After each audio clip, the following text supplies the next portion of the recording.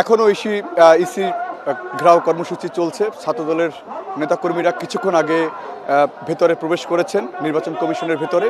নির্বাচন কমিশনার তার যে জবাবদিহিতা তিনি বলছিলেন যে ছাত্রদলের নেতাকর্মীদের পক্ষ থেকে বলা হয়েছিল যে এই যে পোস্টাল ব্যালটের যে বিতর্কিত যে বিষয়গুলো ছিল, এছাড়া 3 দফা দাবিতে যে আন্দোলন, সেই আন্দোলনের বিষয়ে সেই নির্বাচন কমিশনার তার স্বচ্ছতার জবাব তিনি দিবেন। তো এই জন্য কিছুক্ষণ আগে নির্বাচন কমিশনের ভেতরে ছাত্রদলের সভাপতি, সাধারণ সম্পাদক সহ 5 জন প্রবেশ করেছে। তারপরে সেখান থেকে কি সিদ্ধান্ত আসে সেটি আমরা পরবর্তীতে জানাতে পারবো। এছাড়া তারা বলছিলেন যে এই যদি নির্বাচন কমিশনার তার স্বচ্ছতার জবাব না দেয় তাহলে তারা তাদের যে অবস্থান কর্মসূচি সেটি তারা চালিয়ে যাবেন। কারণ বলছিলেন যে 20 বছর ধরে যে তাদের এই ভোটের যে লড়াই, গণতান্ত্রিক ধারার যে ভোটের লড়াই, সেটি অনেকটাই প্রশ্নবিদ্ধ হয়েছে সেই পোস্টাল ব্যালটের মাধ্যমে।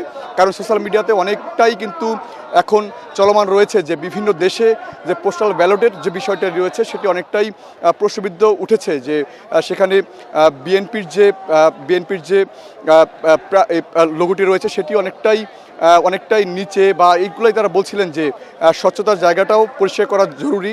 তো নির্বাচন ভবনের সামনে তারা সুশৃঙ্খলভাবেই অবস্থান করছে ছাত্রদলের নেতাকর্মীরা, সেখানে বিভিন্ন সংস্থার বাহিনীরা এখানে অবস্থান করছে। তো এই ছিল আমার কাছে নির্বাচন ভবনের সামনে থেকে সর্বশেষ।